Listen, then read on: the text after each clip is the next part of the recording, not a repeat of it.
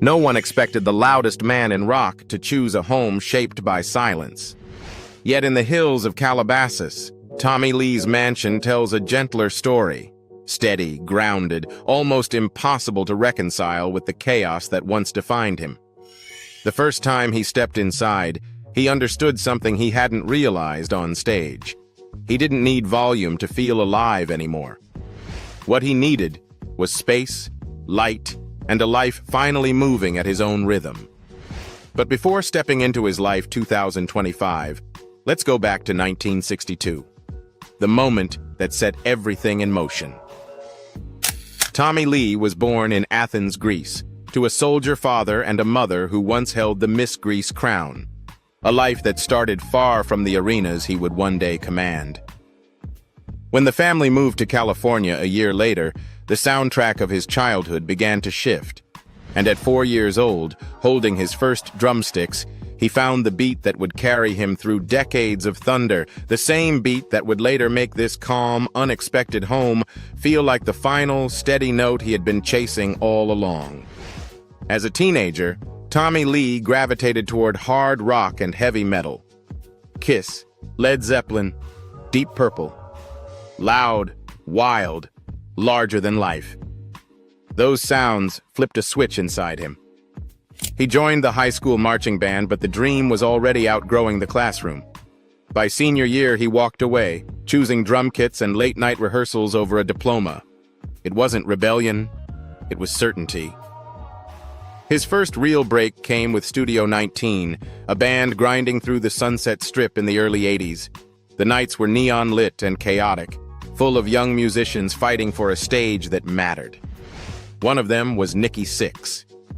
The moment Sixx watched Tommy play, sharp, fearless, completely unrestrained, he knew he'd found the drummer he'd been looking for. Tommy left Studio 19, and the two began shaping something new.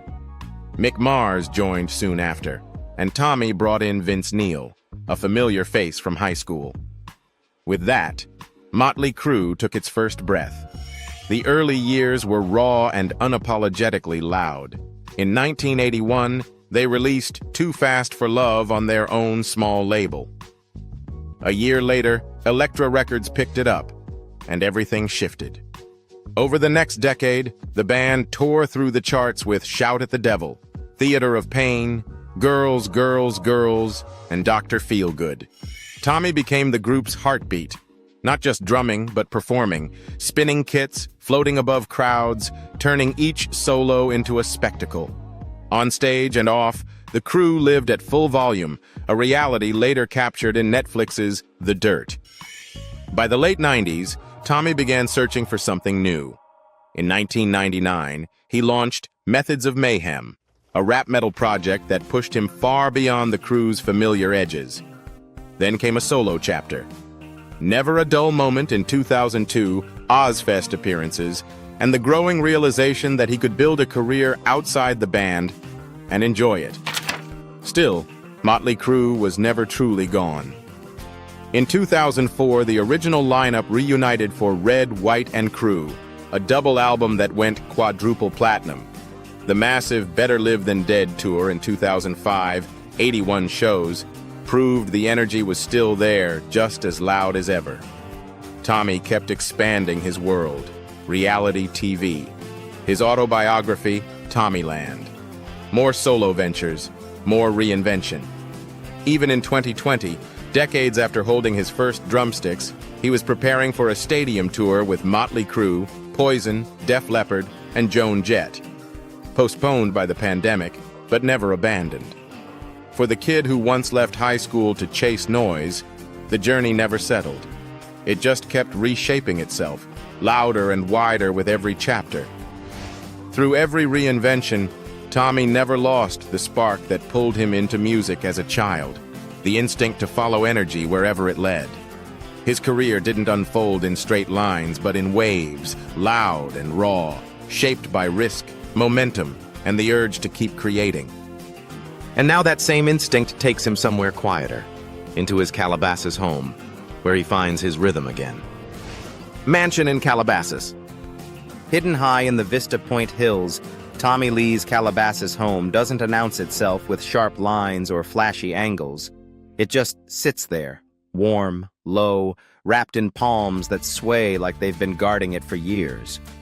From the street, the house feels more like a retreat than a statement, the kind of place someone arrives at only after learning what quiet is worth. When Tommy bought it in 2007 for $5.85 million, he didn't choose it for scale or luxury. He chose it because it felt like the first address where life could finally slow down. Step inside, and the feeling shifts again. The house opens with a 3-story atrium, its retractable skylight pulling sunlight straight into the center of the home. Greenery climbs upward, koi glide through the pond below, and the whole space hums with a soft, tropical warmth. It's Balinese in spirit, slow, grounded, shaped by wood, stone, and the quiet movement of air. This is the part of the house that makes you pause. Even Tommy says it's where his mind finally settles. From the atrium, the home flows outward in warm, earthy tones. The main living room sits beneath a bamboo-lined ceiling, washed in gold light. Floor-to-ceiling glass opens to the hills, letting Calabasas stretch wide behind the sofa. The textures here feel lived in. Thick rugs, soft upholstery, and walls that hold echoes of distant places. Buddha paintings, carved wood, small details that speak to the years he spent searching for stillness.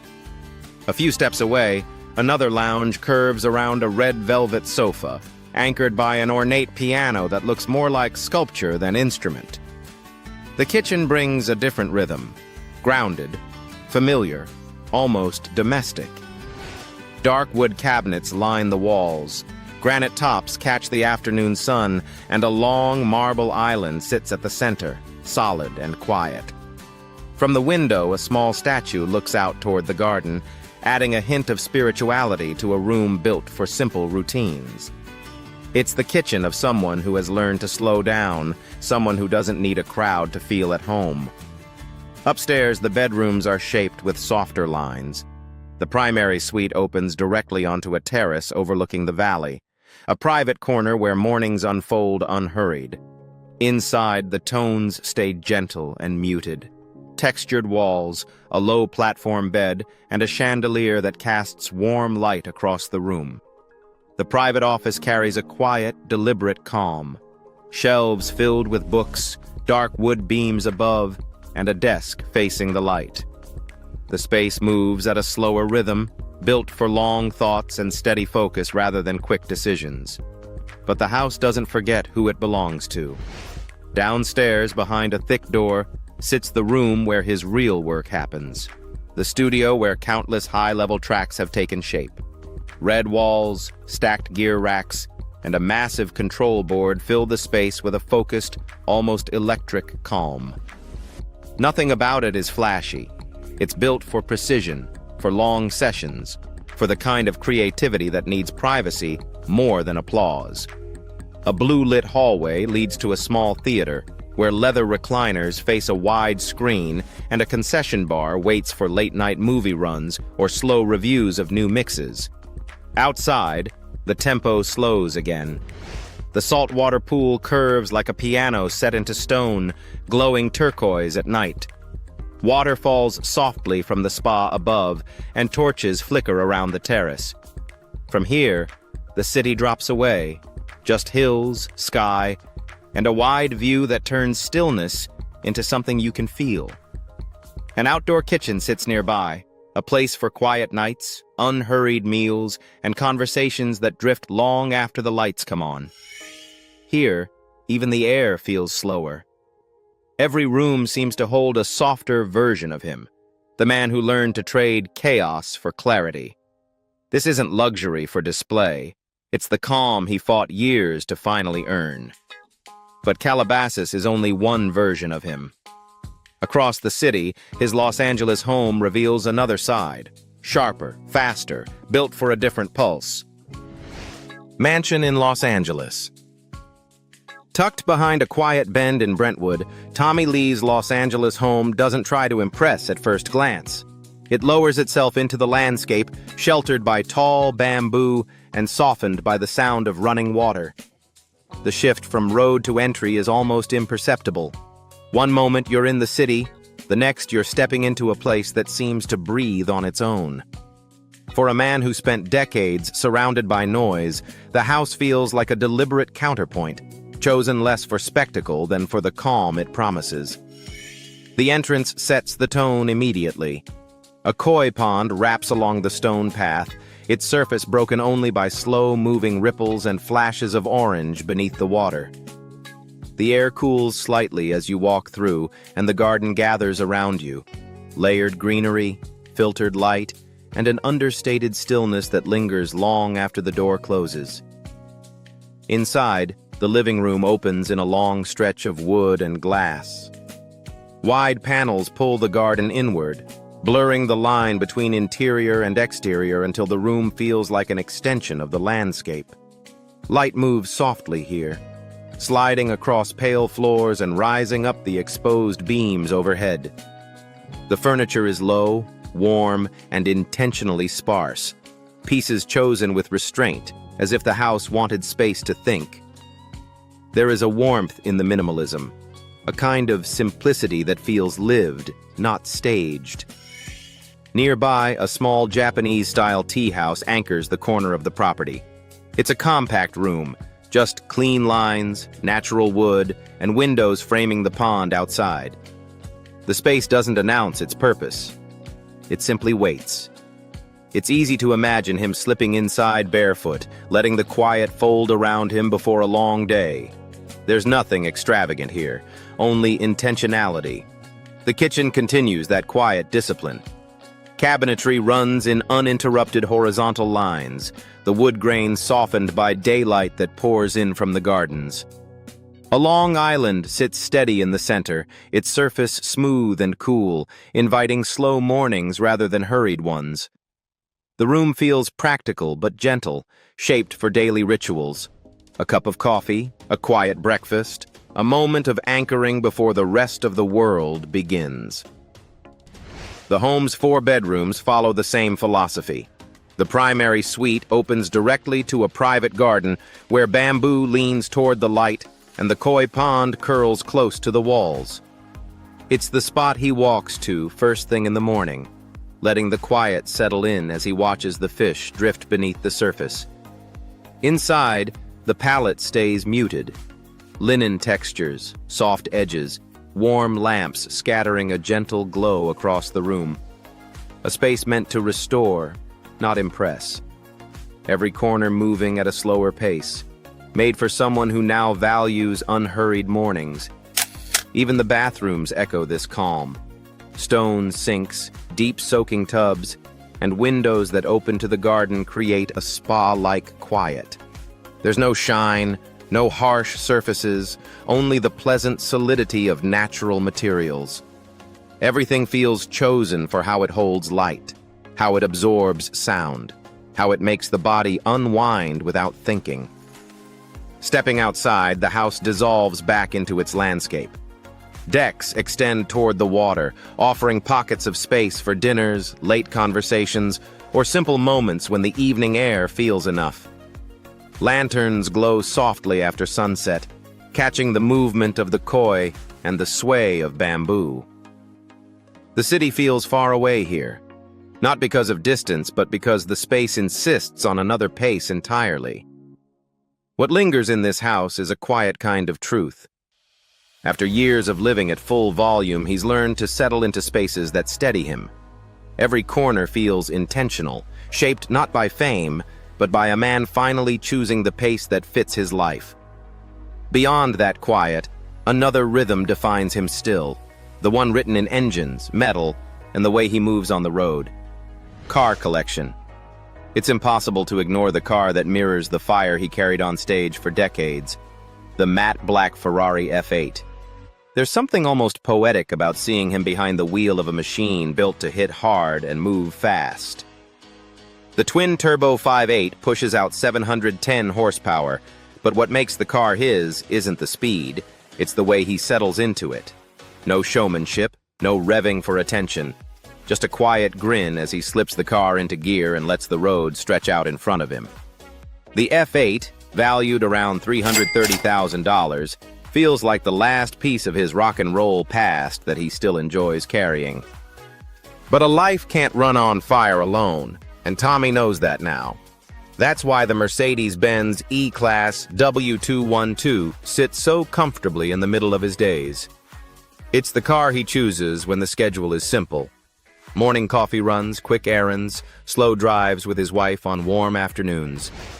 The E-Class doesn't demand anything from him. It doesn't roar. It doesn't ask to be noticed. It just moves steadily, letting him disappear into the quiet. At roughly $18,000, it might be the least dramatic car he owns, yet it fits this calmer version of him better than anything else in the driveway. And then there's the Rolls-Royce Wraith, the car that holds the space between his two worlds.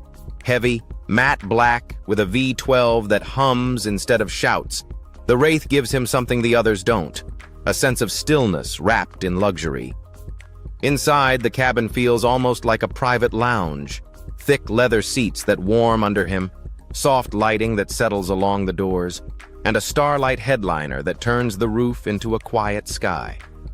When he slides behind the wheel, there's no urgency, no edge, just comfort, depth, and the kind of quiet he never had in his 20s.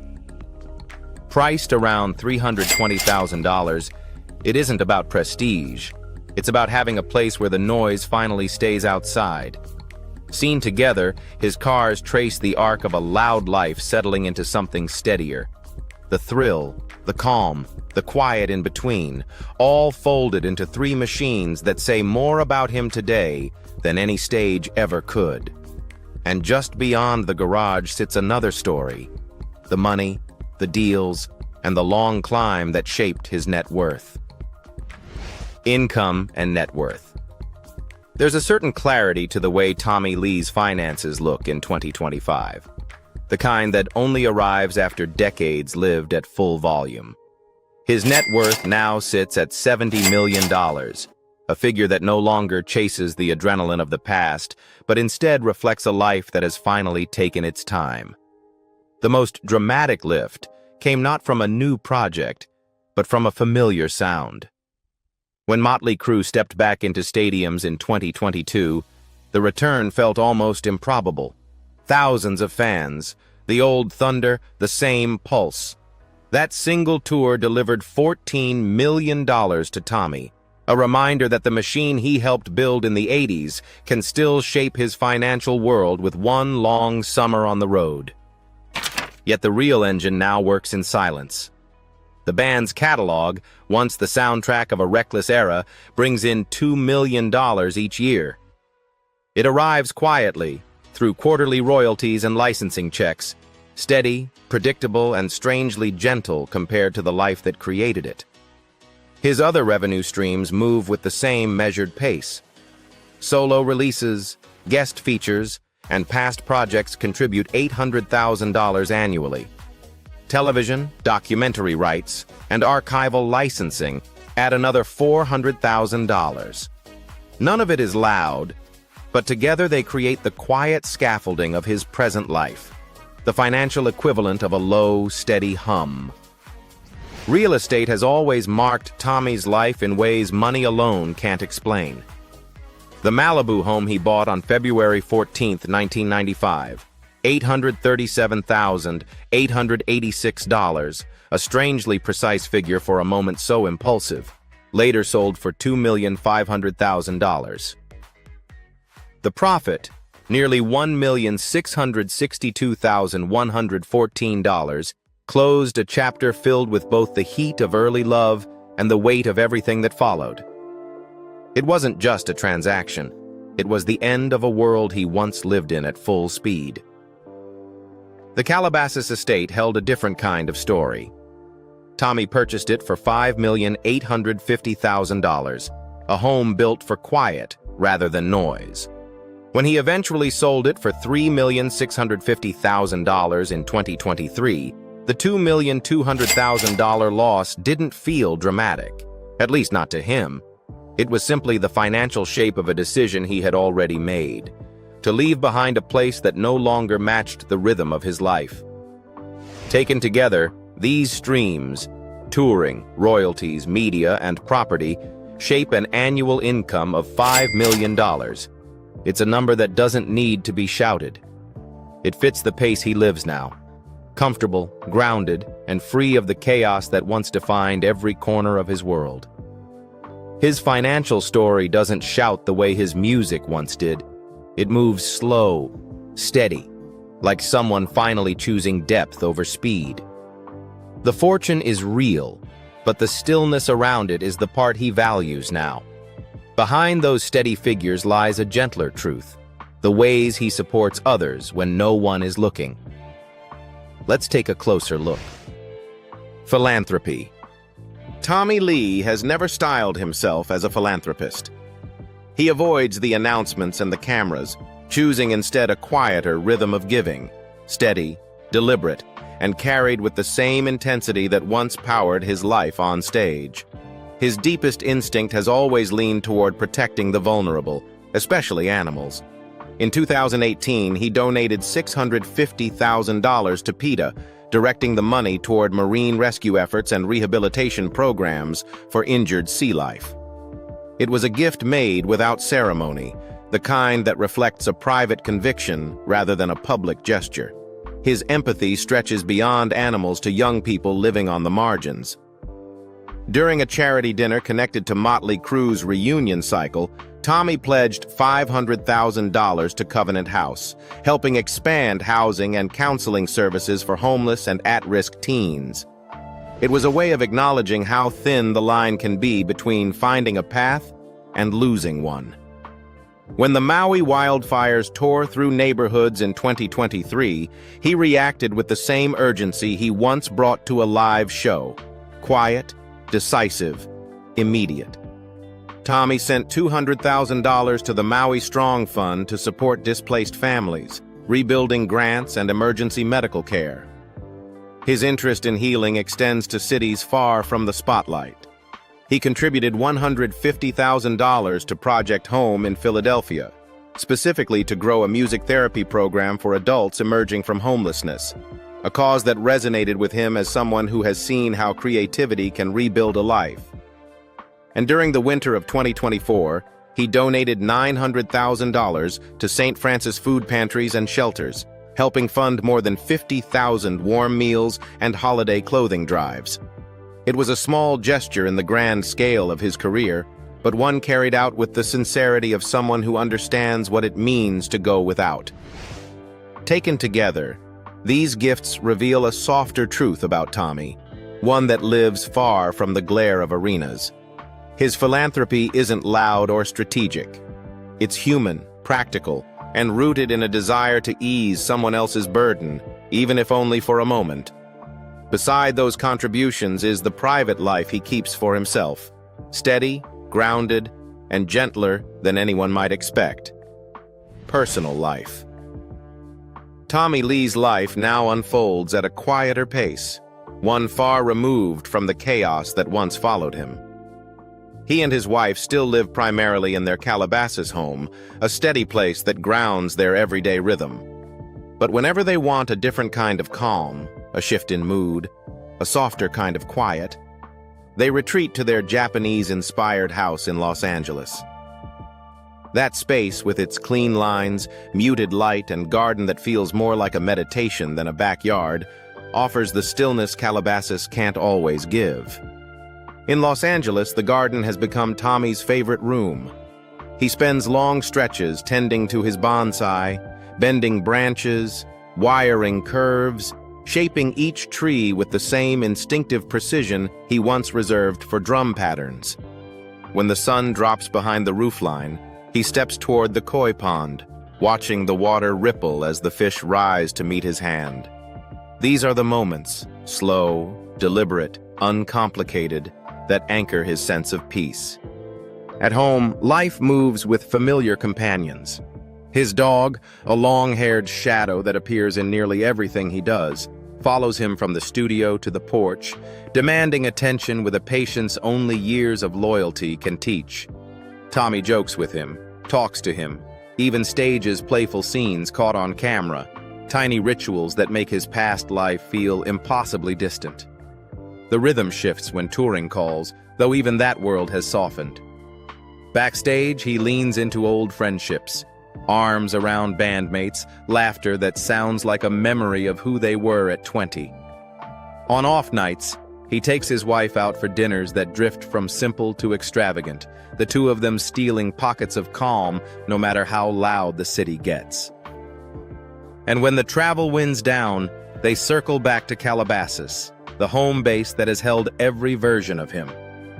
He may split his time now, seeking quiet in Los Angeles and comfort in routine, but Calabasas remains his center, a place he never fully leaves, even as his life finally settles into gentler shape.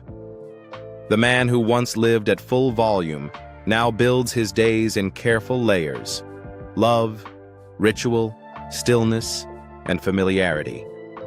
His world hasn't shrunk, it has focused. And in that focus, he's found the peace that eluded him for decades. If this glimpse into Tommy's quieter world resonated with you, subscribe Chanel to keep traveling with us through the stories behind the spotlight.